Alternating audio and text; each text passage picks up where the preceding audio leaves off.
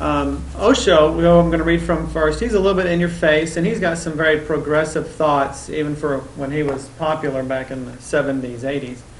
And people still follow him, even though he's already passed.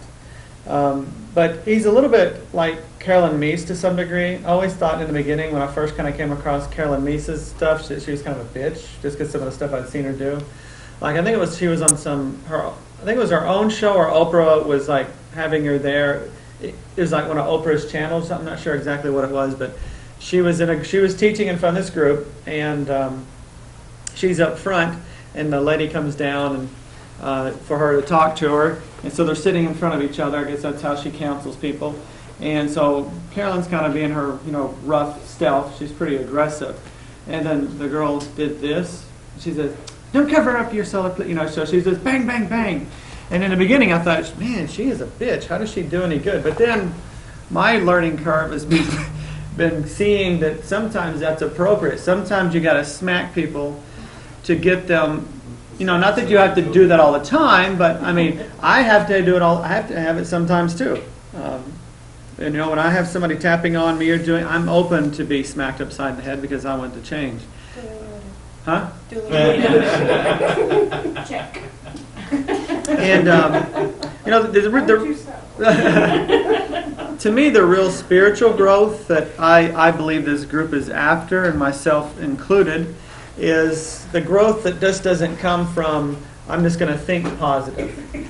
Think positive is part of it, but then there's actions that go along with it. You've got to really work on clearing up things and getting all that clutter out. And it's not all about just focusing on the positive. I'm going to meditate in the forest today, and I'm going to be great for the rest of the week.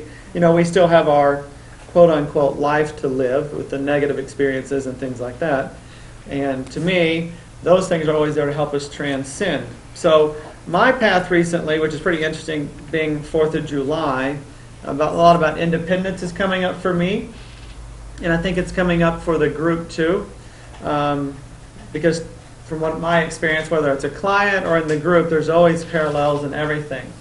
Just like with what we did with Marcia Thursday.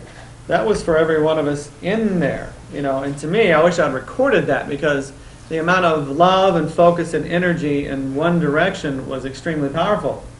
And to me, that's what real love is. It's really us being open and pushing and helping each other climb, not keep letting somebody stay where they are in their circle. It's helping them come out of it. So this is a little bit on the same lines. Again, this is Osho. If you know exactly what you want, you only see that. Concentration comes easy. If you know exactly what you want, then the whole life and the whole world goes on its own way, and you don't even see it. You go like an arrow. You are not distracted. But if you don't know what you are meant to be here, if you don't know what your destiny is, if you don't know what you really want, then everything is a distraction. Then you are pulled in this direction and that. Then continuously you go on being pulled in the many directions, and that creates a mess out of you. You are pulled in so many directions at once that your personality becomes broken, split. Only fragments. One fragment goes to the north, another fragment goes to the south. You are continuously in conflict. You don't know where you are going because you are not one anymore. You become one when you know what you want. In other words, one is you're unified, and then we have multiple personalities within ourselves. The only difference between a classified or labeled multiple personality in us is that they've fractured completely. Like the glass that I given the example of, we got safety glass, we have all these cracks in it. Everyone has cracks in our perception, but a multiple personalities had so many traumas that the glass just breaks, and they pick up one piece at a time, and they think those are separate. Many people come to me and ask, and I ask them, what do you want really? They shrug their shoulders, they say, we don't know. Then it is obvious that your life cannot have any organic unity in it. You don't have any sense of direction. You have been misguided, but it is never too late. You can take possession of your life at any moment. If you decide, then the first thing is, don't listen to the parental voice within you. Don't listen to the school teacher's voice within you. You can do a small technique to get rid of all this. You can just sit in your bed every night before you go to bed, close your eyes, and just try to feel. Whatsoever you want, Is it your own? Feel that wanting, that desire, and try to find out. Try to check it out, to whom the voice belongs. If you listen silently, you will be surprised. Your mother is saying, become a doctor. You will be able to know exactly who is saying this. Your father is saying, become rich. Your brother is saying something else. Your teachers are saying something else, and your neighbors are saying something else. And not only that, your father is saying something with his lips and another thing with his eyes, saying one thing meaning another. He says, be honest, be true. And you know he himself is not honest and he is not true. And you can see it in his eyes. Children are very perceptive. They look deep. Their eyes go very deep. They can penetrate. They can see the father is lying. He himself is not honest. He himself is not true. It happens. He is inside the house and somebody knocks at the door and he sends the children to tell them the father has gone out. He lies. The father is saying, don't beat your small brother. You are stronger. You are bigger. And the father goes on beating him himself. And he is very strong and very big and takes every advantage that he can. One thing he is saying, another thing the child is reading. He goes on reading the indirect message, which that's how a lot of our programs happen. It's not what somebody's telling us, it's what we're seeing and perceiving as children, especially between the ages of 0 to 6 years old, when biologically and socially we're supposed to be sponges. Just like animals in the wilderness, they need to learn things quickly. They don't have that reasoning that says, oh, that's bull. And neither do we between 0 and 6. So we take in everything that we experience as gospel truth. And that's where we get a lot of our programming from. In the school, something is taught, and life needs something else. Confusion arises, conflict arises, contradictions go on getting together, and then they pull you in different directions. Then you are no longer together. Your unity is lost. A child is born as an organic unit, one thing. By the time you have become young, you are no more an individual. You are no more a unity. You are a crowd, a mad crowd. This you have to understand. It is something that you have learned from others. And remember, one of the basic truths of life, that which you have learned can be unlearned. That which you have learned from others is nothing natural to you. You can erase it. Just a conscious awareness is needed. It can be erased and the slate can become clean again. So the first thing is to erase all that has been forced on you, and only then will you be able to listen to your heart's voice. And even when we turn on TV, the radio, those are other voices also. There's voices still around us, not just the ones in our head. Many people come to me and they say, how to distinguish what is what? What is mind's voice and what is heart's voice? It is difficult to distinguish right now. First, you have to clean the mind. The heart's voice is very still and very small. The mind's is very noisy. It goes on shouting things. The heart whispers, the mind shouts. Your father used to shout at you. Your mother used to shout at you. The teacher in school used to shout at you. The mind shouts. God speaks in whispers. First this shouting has to be dropped. Otherwise, it is very difficult. And many people have followed Dr. Daniel Sherber's method. They have put their voice in you at such an early age that it seems as if it is your own heart's voice. And basically what they're saying is all these other people's concepts are overlaying what you really know for yourself, and you won't know that because it's crowding out the small, still voice inside, which is your heart. One thing is certain, you can never become anything other than yourself, and unless you become yourself, you cannot be happy. Happiness happens only when a rose bush grows flowers, when it flowers, when it has its own individuality. You may be a rose bush and trying to flower as a lotus flower. That is creating insanity. Erase the mind, and the way to erase it is not by fighting it. The way to erase it is just to become aware. Every night for at least an hour, sit in your bed and just watch from where you hear something. Just go to the very roots of it. Trace it out. Go backward. Find out from where it comes. You will always find the source, and the moment you have found the source, you will feel an unburdening. Suddenly, it is not yours. Now you are not deceived by it. It is slow work, but if you work, after a few months, you'll be feeling so clean. Your book will be clean. Nobody else writing in it. Then, only then, will you be able to hear that still small voice. And once you hear it, the very hearing is like a sudden clash of thunder. Suddenly you are all together. Suddenly you have a direction. Suddenly you know where your goal is. And when you don't see anybody, you simply and then you don't see anybody. You simply go on like an arrow towards your destiny. It is very easy to follow your parents. It's very easy to follow your teachers. It's very easy to follow the preacher. It's very easy to follow society. It's very easy to be obedient. To be rebellious, to be your own way, is very difficult. But growth comes the hard way. So, that's Osho.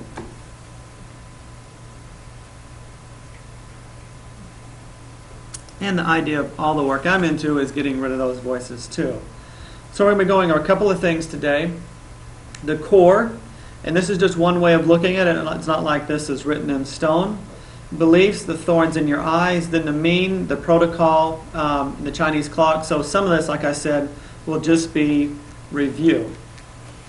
When one comes to the essence of being, the shining wisdom of reality illuminates all like the cloudless sky. And you can think about those clouds being those other voices, just blocking out your own sun radiance. The core. Typically, when we get, like I said, we get most of our programs between 0 and 6 years old. That's not the only time. We get them all the way. We could be getting them right now, or earlier today, watching a TV program, hearing how bad it is in the Middle East. Well, all those things can set in negative programming within us. Usually, it's associated to a charged event, which the original pain is tied to, and then you have interpretations. Misinterpretations usually, and beliefs around that you have to work to, and then your life comes from that. So what you can do, sometimes it's hard to know what that charge is because it's so deep. Usually it's deep, deep, deep within the mind. So the way to look at it, and why I started this whole program, is for my own growth too. Your body, your friend, is your life, your physical body, your physical life, not just your body, but your relationships, your work, how you feel every day, are clues to find back to the core, so you can remove the core, and then it changes. So another analogy is, just like this computer, the picture that shows up on the screen comes from the hard drive, right? Okay. How do I, if this is a computer, this TV screen here, how do I interact with it to change what I see on the screen? Keyboard. Keyboard's the only way. If there's no keyboard here, I cannot do anything to this computer. I may slap it around, but it doesn't change anything. And that's usually what we try to do. We want to slap the screen around, which is the physical reality, and think that's going to change anything. No, we have to have a way to interact with the hard drive. And if you then overlay that analogy on the body, the physical, what you see on the screen is your body. What shows up in your physical reality is a reflection of what's in your hard drive. And your hard drive is your consciousness. It's not just restricted to your brain. There's neuropeptides throughout the entire body, which means your entire body is a brain. There is no, here's the brain and that's where it ends. Even with, we have the brain up here in the head, but we also have an enteric nervous system in the gut. It's called the second brain, the same nervous tissue. You actually produce 90% of your serotonin in your gut, not your brain. That's why children with ADD, ADHD, any type of mental illness always is better with nutrition. Because if the intestines are inflamed, the intestinal brain is inflamed, so will the brain up here. And you can cure ADD, ADHD with diet alone, period. But it's sometimes hard to do because there's, parents don't want to, it's hard to do because you have to give up certain things. But that's how you develop your will. So to get to the core, the original event and pain are the only things real. So in other words, we have the past experience and the charge that it created, okay? So they're the only real things, but even at that, they're still in the past. There's no reality in the present for those. But that's the only real thing in everything I'm about to talk about. It's only the thing that happened to you and the charge that you got. That's as far as reality goes. But then we add all these other things onto it that then mess up our life. And what happens is those things are also repressed, so they're buried deep. And usually in the subconscious, because children, when we have a negative thing happen to us and we can't comprehend, we can't make sense of it, that's why we have a subconscious. It's like our consciousness is a huge sphere, okay? And when the consciousnst cannot conceive of something and it starts to short circuit, and it's like seeing something really horrible, like we started doing the PTSD, that post-traumatic stress disorder tapping Thursday. what happens is the consciousness will try to save itself by making a pocket within itself. It's still consciousness, but it's like trying to make a closet and shove everything in that closet and shutting the door. But things are always going to be kind of leaking out into the rest of it because there's no real barrier there. It's just an imagined, it's like we shove it back and hold it back with an invisible barrier, trying to keep it from coming into our conscious mind. But it leaks through every once in a while. And our consciousness as a whole is what's creating reality. So it's not just the conscious part that you're aware of that's creating your reality. It's also the unconscious crap that you suppress, where all the poison is that's creating your reality. And if you don't address that, that shit's going to keep leaking out into your life and messing it up over and over and over. And you can think, oh, I got it under control. But that stuff is, that's to me the real spiritual warrior stuff. Is digging out that stuff that most people like to kind of avoid. Okay? And it's not fun in some cases. It's real work. It's real work because it's not just about, I'm going to meditate and feel good about it. No, you have to dig into that. And you hear about saints all the time doing war with demons. It was their inner demons they were fighting with. And, they called it war. Not that it has to be that way. The cool thing about consciousness is as it expands on this planet, we're given techniques that speed it up. EFT speeds things up way faster than we would have used to have to go through it. And EFT isn't the only thing. There's lots of energy psychology things that are coming out that are really beneficial. The deeper and more covered over the issue is, the charge and the event, the harder it is to work with. Not that it can't be worked with, but it can be there. This is why I really love how the body reflects everything. So what happens is if you get a repeated pain over and over in your life, it's trying to show you where you may have a charge that's holding this in your consciousness, and you're creating that in your life. It could be just how it shows up in your life, or it could be that you never have money, and that ties to some kind of charge where you were hurt in some way. And PTSD is so traumatic because we all have had experiences where we've gotten charges in us. We don't have just one charge. We typically have hundreds, if not thousands, just based on living in this reality. PTSD, the only difference there, and what I would like to change it to is post-terror stress disorder, because with PTSD, there was a threat. The person felt a threat to their actual physical body. Like they felt like their physical body was in harm's way. That's PTSD. That's what sets that off. And it's so traumatic that the brain tries to shove that in a closet after it's passed, but it's so traumatic that part of the conscious mind cannot let go of it completely. So it does this little back and forth thing, and people in the background are stuck in stress. So they may not even know it, but their adrenals are going 24/7, and they're slowly getting more irritated and agitated. And some people have, it leaks out in dreams and all kinds of things. It gets to be a real big mess. But PTSD is not the worst. I mean, it's like an apex of it. It's a bad, bad thing. But most of us are walking around with issues that are very similar to that. I would say everybody, to some degree, has PTSD. So it's kind of like taking a big plate of rotten food, dumping it in the trash can, closing the lid, but leaving the trash can in the house. Yeah. You still get the smell and stink and rot, yeah. Rot. And so you bag it up and take it outside. Until you throw it outside, yeah. And the thing about this, and I heard this from one of my teachers, and there's a great analogy, it works perfectly with what Stephen's saying, is like, sometimes what happens with us, especially the people that are seekers, there's this term called the miserable seeker, and we can get into that trap because we're seeking to know and know and know and know and know, and it sometimes prevents us from being. So if you learn some new concept, and all you do, and I got this in meditation once, if you're enacting everything that you already know, then you don't need to keep learning something new. We tend to read something, get some information, and then we have this aha for a moment. Then we lack the ability to integrate it into our life, actually start doing it and being it, and then we go jump to the next thing we're going to read, and this is going to be the next thing is going to be the magic thing. Well, if you did half of what you've already read, everybody in this room, if you did half of what you already know, you'd already be halfway there. I'm serious, because we already know so much. It's the enacting of it that catches us up. And where did my brain? See, I got off a tangent there. What was I going to say? Oh, the trash. Okay. So the teacher is talking about, perfect what Stephen was saying. Imagine that's like your trash, literally. It's your garbage. And the analogy is like at the end of the week, whenever it comes for the trash man to come get your trash, you simply bag up your trash, you take it to the curb, and you let go of it, right? This is what seekers and people that kind of get too caught up in trying to figure out exactly what's wrong. Not that you don't look for that, because that's what leads to the answers, but sometimes you can know the answer and then still be playing with it. It's like taking the analogy of, here's all the stinky trash, I'm picking it up, and instead of taking it to the curb to just let go of it, I empty it on my living room carpet, and I start sifting through it, and I had this Tuesday, and you sit there and sift through all that, and all you do is you let that spread throughout your consciousness instead of just sometimes letting it go. You have to look at some things, but then there's also, there's a balance with everything. You look at it, and then you have to be willing to let go of it.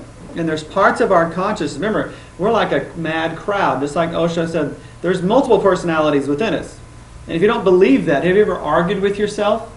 The only way an argument can happen is if there's two people or two personalities. When you're arguing in your mind, that's two personalities within your own mind right there. And we have more than that. So what happens is part of you may be ready to let something go, but then you've got this little voice like, no, we really need to look at that again. Let's dump that all over the floor and look at it.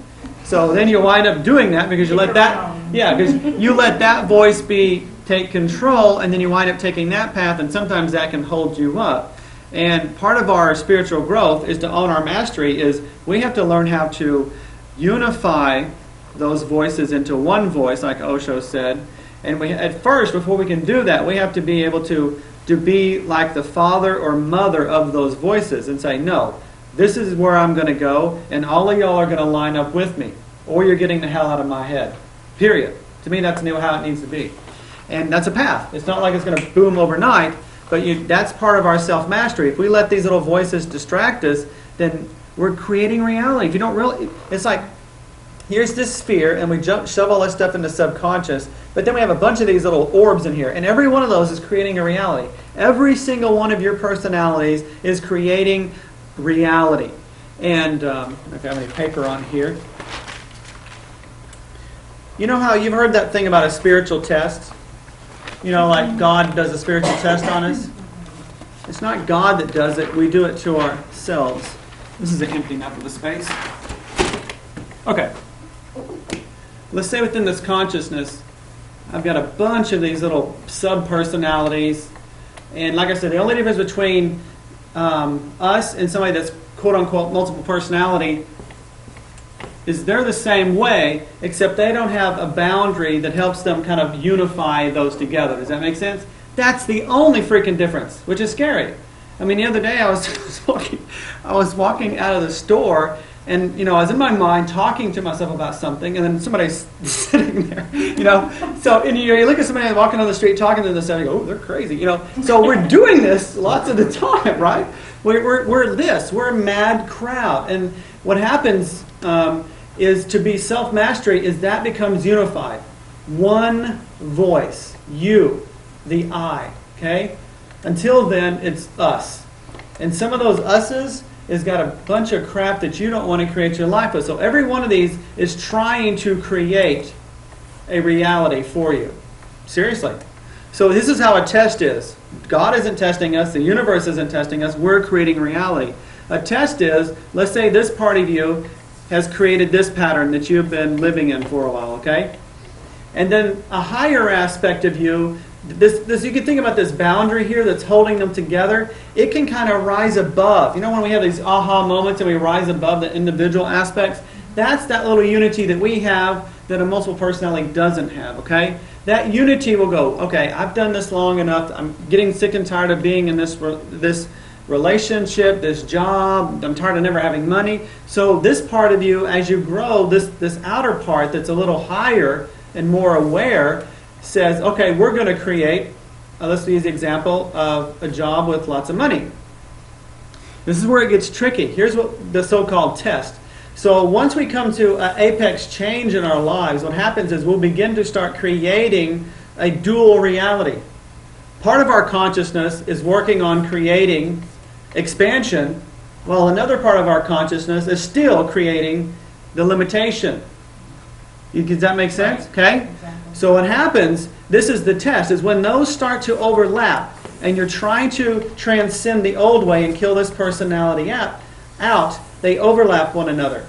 And then you're creating two opportunities. It's like the test. You create that, period. Nobody's doing it for you. You're creating it. You're creating this opportunity to have more money, and then you're also creating the habit that was there. And it's like it comes to a point where you have to choose. It says, okay, do you really want to let go of this? And that's the test we have to go through. And that's not just 1 week. We do it all the time. Simple little things, too. It's just a simple thing about diet. It's like if you're trying to change your consciousness via diet or change your body via diet, your old pattern of eating is creating this, and you're trying to create the new way, and then you're split. But the cool thing about that is if you go with it and you keep working and keep focusing here and be aware that this little voice, this self-sabotage is really yourself too. This is what a little self-sabotage is, the old you. You know, it's that concept of not pouring new wine in the old skins. You have to keep focused on what you want. You can't keep focusing on what you have been getting unless you want to keep getting it. And that's the thing that I'm still working on too. It's not like you can snap your fingers and make it go away, because I'm in the process of trying to learn how to master this too. I'm trying to learn how to master my consciousness and my thoughts. And I have dualistic concepts within me too. But I realize that little whisper in the back of my mind where here I am, I'm working at money, I'm doing my affirmations and meditation on money, and I'm sending out this positive energy, and a little bit of doubt goes, that's that little fucker right here that's going to pull you back into this reality. You go, no, shut the hell up. And by doing that, whether you do EFT or actually just using the voice like that, you can control that because you get to pick. But what happens is you can't pick when these things are working in the background. That's why I said nobody has free will. How the hell can anybody have free will if you've got a myriad of personalities and you're creating any kind of thing that you don't necessarily want? Free will comes by unifying these all into one personality. And we're doing this all the time. Trying to eat better? No, but then there's this little voice of like, I've been stressed today, and I deserve, that's the kind of crap. That's the other consciousness voice that you're trying to X out. There's this movie called The One. It's a martial arts movie, and it's a negative because it's about this guy going around in a he's like a multi-dimensional guy, and he's traveling through time. And what's his name? Jet Li? Is that who's in it? It's a martial arts movie for the most part. There's lots of fighting in there, but he wants to have all the power. So what he's going around doing in this movie, futuristic movie, is there's time travel there, or dimensional travel. He's going into all these other dimensions and killing himself. So what happens, whenever he kills himself, he becomes stronger because that split energy comes back to him. So let's say there's 100 hymns and he's killing them off. He becomes, in the end, very, very powerful because he's one. He's trying to be the one. Now, we're not going to go around killing people or killing ourselves, but in a way we are. We want to kill the negative aspects out, so I am one. I am unified. You know, we hear about all this aspect about being unified and one with God, right?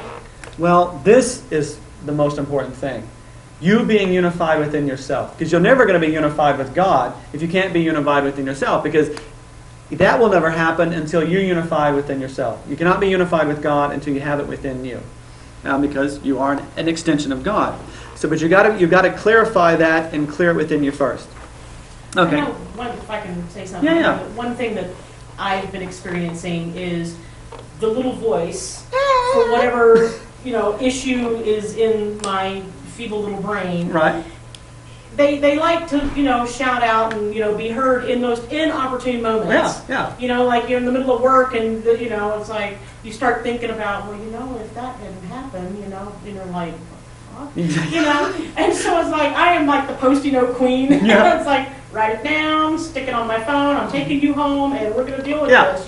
That's a really good way to do that. I can kind of quiet him down for a little bit, but I will go home and say, okay, now why did this come up? Where is this leading me? And that's ideal. That's what I'm trying to talk about. Is you've got to be conscious. Remember, consciousness is needed first. Consciousness is number one. Love is not number one. Consciousness is number one.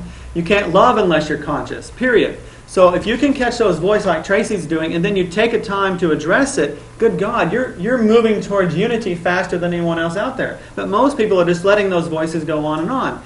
And the thing about it, this is why consciousness has to be number one. Let's say that I'm at a store somewhere and somebody looks at me a certain way, and I am not conscious in the moment, but I start feeling angry because they looked at me a certain way. That might be related to how my dad looked at me when I was a kid. The look might have been it, not the person. So it sets off this subpersonality that goes into kind of a slight depression. If I'm not conscious enough to catch it and treat it, then I'll be in that personality for days, weeks, months, God knows how long. And not only that, but that means that voice can always come back to put me in that stupor again. And that means I don't have free will. I don't have free will because when that jumps in, I'm not free to say, no, I'm not going to let that bother me. It doesn't affect me. You know what I mean? Right. And I feel that, the work that I've been doing here through the group and just on my own, the reading and the searching and stuff that I've been personally doing, even though these voices have been there, forever, yeah, I'm finally hearing them in different voices. Cool. Like what do you mean? Like the sound different? Well, no, not necessarily, but it's like you hear them it's different. no more just like the white noise in your brain. Yeah. It's like now it's an actual reality. Yep. And it's like, okay, yeah, we'll deal with you later because I'm in the middle of something. Yeah, and that is actually a advantage or just a side extra for being more conscious. So the more conscious you become, the more you can see. So if your consciousness goes, oh, I see you. And you can then start addressing it. If you don't see it, it's always going to be in the background. That's why I say you don't have free will, because it's like that little idiot whispering in your in your ear. And it's not like somebody's whispering. It's going to be your thoughts. That's how it shows up. Yeah. It's your fucking thoughts. It's like, oh, I'm never going to be able to get that job. That's one of those voices. That's the thing you want to kill out. Those little voices in your head. Those little thoughts in your head, because that's all they are. Because here's the thing about it. If it's you, and it's a fractured you, all they are is a certain personality aspect of you that had a bad experience, and you're trying to keep yourself safe, and this is how you've had to twist reality and make yourself feel safe. So you're always telling yourself that particular thing. And it's always going to go on in the background. That's why affirmations can be so hard, because every one of these has like an affirmation they're saying 24/7. Yeah. Your thoughts. It's like when you sleep. It's going to be even bombarding you during your sleep. So when you go, I am wealthy and wise, and you maybe say that like 5 times throughout the day, like, wow, I really did something good. Well, you got another voice in there saying, I'm never going to amount to anything. Which one is going to win? Or how much time and effort are you going to have to do that affirmation to outweigh this one? It is basically like this. The thing that the EFT I love about it is you can go in there and just machine gun these fuckers. Yeah. Like, I know those are the voices that you hear, but what about the voices that are like planning what you're going to say? Same thing. Are those different personalities too? No, totally. Like when you're like, we all do this, and that's not all voices. That's just a function of actually the prefrontal cortex. Most animals don't have a prefrontal, like dogs. Dogs look really weird if they had a forehead there. They just go straight back, right, from the eyes. Most animals don't have a prefrontal cortex, which means they cannot project or take memories and past experiences and project what might happen with that. That's the benefit of the prefrontal cortex. Prefrontal cortex allows us to take our memories, what happened to us, what we want to experience, put that in a mesh, and then I can imagine what would come, right? We all have that ability, right? That's the part of the prefrontal cortex. And part of that is when I'm going to go talk to Bill tomorrow and he's upset with me, part of that is actually real. It's like you. But sometimes the doubt and all that's like, okay, I'm really scared to talk to him, and maybe I need to lie, and that's when the voices are coming in. Okay. You know what I mean? So you've got to listen to what you're and that's why I read Osho, because he's saying, like one of the questions, how do I know it's my mind and how do I know it's my heart? The heart would be the unified part, and it's just you have to be conscious. Like Tracy's being more conscious, and she's willfully. That's the part. You have to be willful enough to say, no, this is what I want. She writes it on a sticky note. She gave it a little voice, she acknowledged it, and then she's going to address it.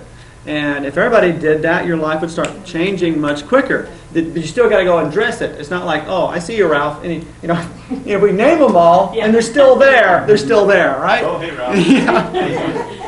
Nice day. Or whenever you meet somebody, you say a different name. In a way, we're like that. Every time we meet somebody or we react with certain people, we're different. We're in a different personality. We're trying to react to them and not be us.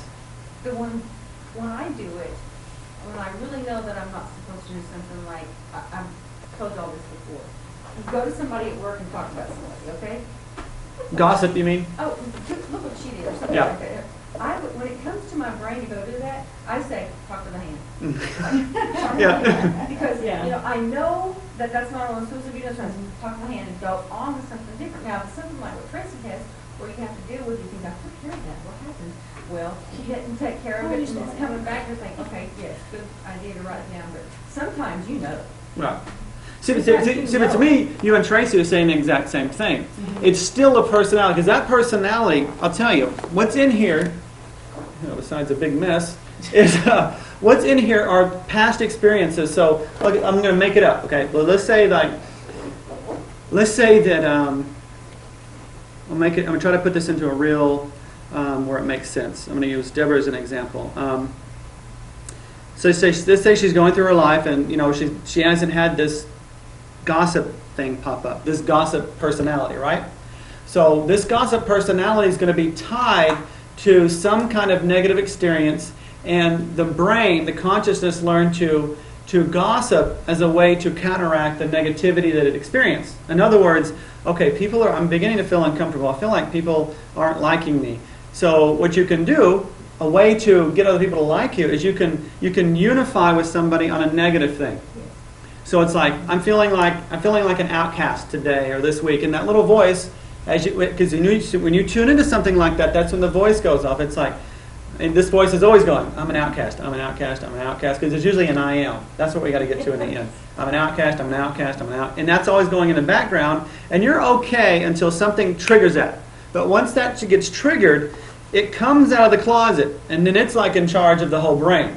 So it's like, and here's the thing, is Deborah's example and Tracy, this shows you we're schizophrenic. Because if there's a part of you realizing that personality is not something you want to do or be, then that's two yous, period, okay? And we're all like that. So that little voice, once it gets set off, whether they felt like somebody's not paying attention to them, or I'm just making this up, then what happens is that personality comes up. Like, okay, I need to protect myself, because that's why all our I ams are there, to protect us. And this is, what did I say? I am what? Outcast. Outcast. I'm an outcast. I'm an outcast. So one way that this feeling was avoided or distracted in the past was to unite or come together with others, even if it came to coming to others over something negative. You know what I mean? Like you can go to the water, the water cooler talk. Like go to the water cooler talk and like, oh my God, the Middle East is so bad and horrible. And all you're doing is feeding that energy. You know what I mean? But Deborah, it's the same thing. That's that personality that you got to kill, because once you kill it, because here's the thing: if you acknowledge it, they go, oh, hey, Bill, and hey, judgmental Judy. So judgmental Judy pops up in your head, and if you just acknowledge her and go, hey, judgmental Judy, okay, I'm not going to let you talk today, so why don't you just go back in your closet? Okay, so you manage to shove it in there, okay, but that means it's free to come out again. So you have to see it and go, okay, judgmental Judy, we're going to have a talk, and then you start tapping and working on. Yeah.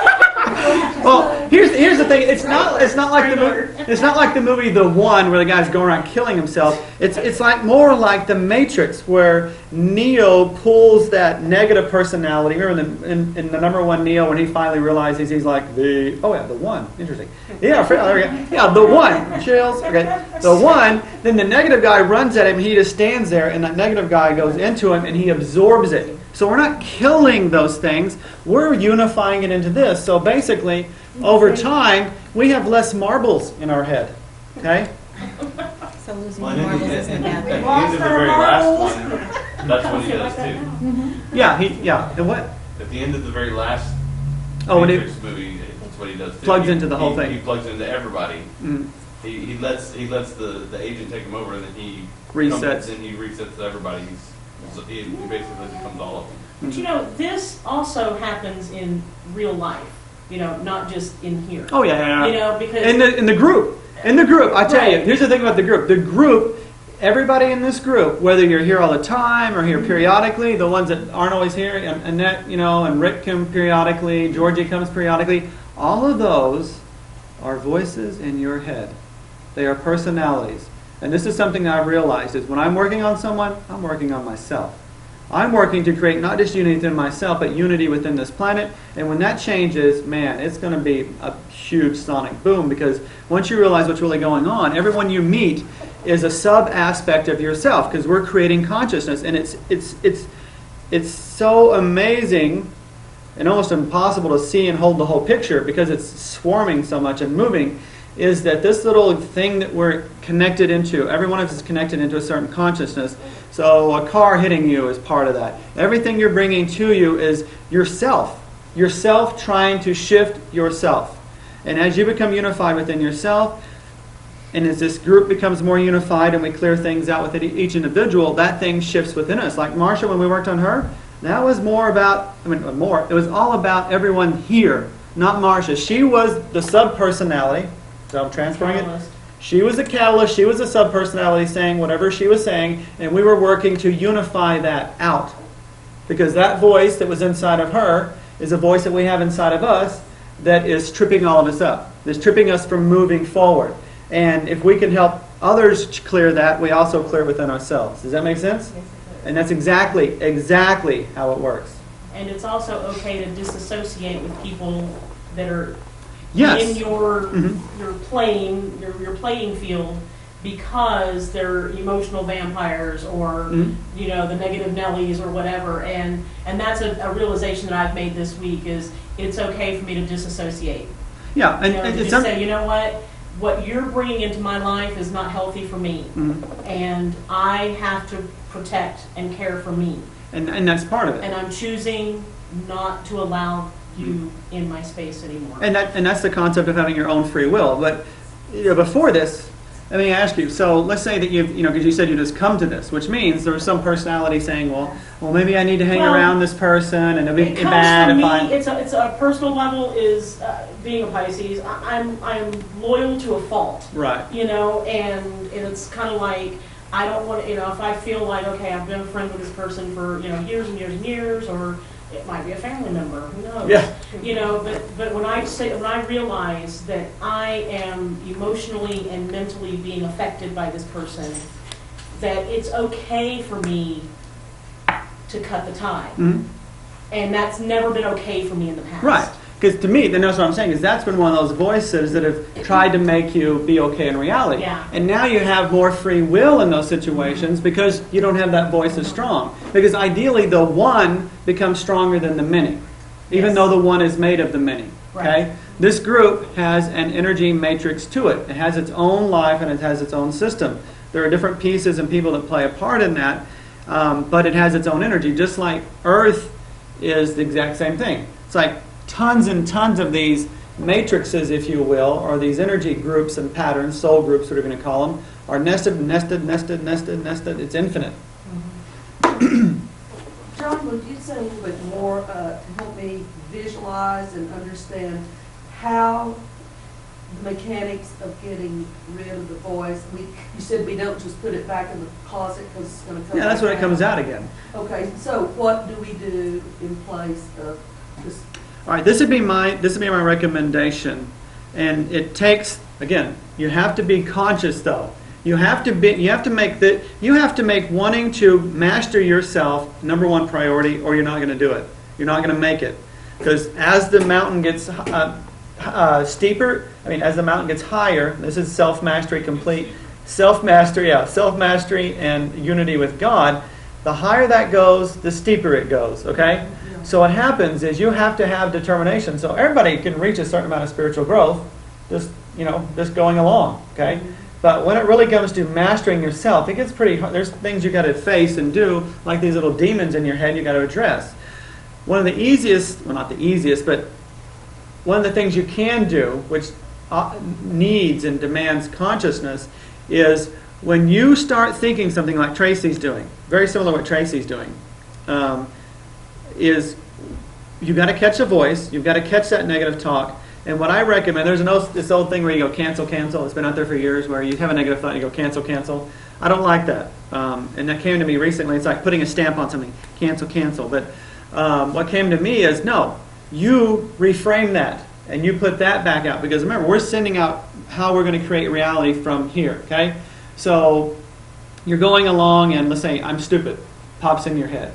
Like, why did I say that? You know how we can think about things? I do that with conversations. You like replay them in your head, and you're replaying the conversations like, man, that sounded so stupid. What the hell was that? If you catch your voice, you reframe it right there. Whether it's I did the best I could, or I'll do better next time. So what I'm trying to say, Mary Ellen, I'll make it short, is when you catch a negative thought, which you have to be conscious, number one, you be conscious. 2, you catch it. 3, you rewrite it. You have to rewrite it, not just cancel it. And you have to be just creative with it.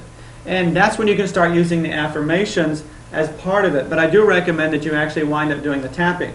So if you catch a voice, what Tracy's saying she's starting to do is you write that voice down. Okay, maybe not at the time, you don't have time to deal with it, but you write it down. And you make a mental note. I recommend that you actually write it down, because sometimes it's kind of hard to go back to the day and find the little tree in the forest where you were, so to speak. So if you write it down in the moment, you'll have a direct thing back to it. And then you take some time and you just EFT it. You just start, okay, I'm going to look at this, and even though I've been saying this to myself for years, something like that, I love and accept myself. And that's just one way. But does that make sense? So is it a matter of redirecting the energy? Yeah, that's pretty much. That's one way of putting it. Rewriting. Because think about it. The DNA in your body is a script. Plain and simple, you have DNA and RNA, and there's like this sheath over your RNA. RNA is what replicates DNA. So, and there's tons of genes within the DNA. So this little apparatus comes around and reads certain DNA. And if this is written a certain way, then that may be, okay, this person's going to have hypertension. This person's going to have urinary tract infection continually all the time, right? If you rewrite your consciousness, you're also rewriting your DNA, so certain things can't be read. They're no longer there to be read. So if you don't have that voice up in your head, you can't read it. And when you can't read it, then it doesn't affect you, because it's invisible, it's not there. But these little programs in our DNA are pretty much just like this here. And one of my hypotheses is, I haven't read this anywhere, is that the DNA that you have is not just, well, it's not a physical structure pattern, it's a consciousness pattern. That's why within families, what's being passed is the consciousness of what the ancestors experienced. So if the ancestors experienced a lot of heartache, like heartache as far as, emotional heartache, what could be written into the DNA? Heart issues. Like everybody all of a sudden has hypertension. You see how I'm trying to bridge the mental, physical, emotional? It's as simple as that. What's coming through the lineage, and it's all consciousness, is when you're born, you got the lineage ancestry of both your parents. Boom. Okay? And now you've got all that fun shit to work with. Okay? But the cool thing about it, remember epigenetics, it says, I kind of paraphrase here, but epigenetics basically says that your consciousness, your thoughts, what you eat, how you feel, all rewrite your DNA. Dr. Bruce Lipton is one that's really bringing that around too. And so basically, you can rewrite that. So imagine in the very beginning, every being was pure and simple, but as people had experiences of negative patterns and it began to stick in their consciousness, their DNA would twist and write a certain way. Then they would pass that on to somebody else. It's like the apple that Adam and Eve ate and keep passing on. That's the DNA. But you can take that DNA and you can say, whoa, I don't like that showing up in my life. I'm going to rewrite that. And if this is consciousness, I can rewrite my consciousness, which means that'll rewrite. That's amazing shit. We're coming down to that. I mean, that's totally amazing that we can do that. We've got that power at our fingertips. But yet, the thing about that is we got to work through all these voices. Like the voice that says DNA is written a certain way, it'll never be written. And if I was born this way, then I'll die this way. It's in your genes. It's in your genes. Another thing, I want to ask a question about what Tracy said a while ago. Yeah. About how she disassociates herself to people who are negative. I have been doing that also, but where in the path will I be able to be around these people and be okay? Is that a master? Yes. Or That would be the ideal. Yep. Because we cannot, we have to live on this world. We have to interact with all kind of people. So we have to master to. Your charge would be gone. well, I don't Right. have a charge. I don't have a charge. I just don't want to be. I'm like Tracy. I don't want to be around the negativity. Mhm. And it's not a charge. It's like the negativity comes around. I'm like, I don't want to expose myself to it. Yeah, and see, and that's part of the growth too. But Edie's also right. I was listening to some, what was it? Was I listening to it or reading? Oh, I was listening to some YouTubes this morning. I had some time to do that. And this guy was talking about the mind, and he was talking of he was over in India, and he met this guy. I don't know if it's India, Japan, is a Buddhist guy that he's talking, old Buddhist guy, who was in prison for 22 years, and he says, what was the greatest danger that you faced in your 22 years of captivity? And he says, the most dangerous thing that I experienced, this is the Buddhist guy saying, because they imprisoned him because he was Buddhist, because it was communist. They didn't want you thinking individually. So there's a fine balance there. So he didn't push his individuality on them, but he still demanded his individuality, right? And he got imprisoned for it, which is okay, but he's still demanding that. He said, the greatest danger I faced was the danger of losing my compassion for my captors. That's extremely powerful. So it's like you're going around, and here's the thing. Here's the balance, because remember, it's yin and yang. It's this gut and my brain. This brain, right? They're one and the same. Intimate, you're getting the intuitive side and the logical side. There's a balance with everything. So yes, you don't want to put yourself in around these negative people. But to bridge it together, though, is you still, if you're coming from anger and you cut those people out of your life, then there's going to be some kind of weird energetic thing that comes around because you're trying to avoid something. However, if you have compassion in your heart and you love them, but yet you just don't want to be around that, then you can love them from a distance. Mm-hmm. Just because you love someone doesn't mean you have to have them over for dinner, right? So you love them, because if you start thinking negativity about them and in your life, you might as well get rid of them, because all you're doing is sending that energy to them. So if you can remain in compassion and then let the not this connection, but the distance happen, then that's getting the best of both worlds. But if you're angry and you're doing it, then all you're doing is you're going to cause some kind of thing to come around in some way to get you. Because that means that person has a charge that you're running from. Which if you run this way, reality is going to shove it this way. So everywhere you go, north, south, east, west, you're going to run into yourself over and over and over and over. So if that's happening, if there's a negative feeling associated with it, you got to clear that out. You've got to clear that little voice out so you don't keep seeing that. And that's okay if it keeps showing up. It's not negativity. It's just it's going to keep showing up until you clear it. Once you clear it, then maybe you still don't want to be in their presence. But when you think about them, you can actually have love and compassion in your heart. That's ideal, right? You can still have that and still have the distance part. I think when you look at people that are negative, You need to drink a bottle of water. that I actually like to think of them as my teachers. Yeah, they are. That that I can be around them. Well, I know. And just send them light and then Exactly. try to get strength, more Yeah, strength exactly. inside. I know one thing that I do, Deborah, is, because there's a couple of these people at work that, it's like they just thrive on being in this rut. And I have to deal with them on a daily basis, and what I've started doing, people go, hey, how you doing, Trace? I go, you know what, I am awesome today. And it makes me feel good. It gets my vibration lined up so that when I finally reach this person, I'm okay with it. I'm okay with being in their presence, but I'm choosing not to hang out there. Mm-hmm. That I can deal with them.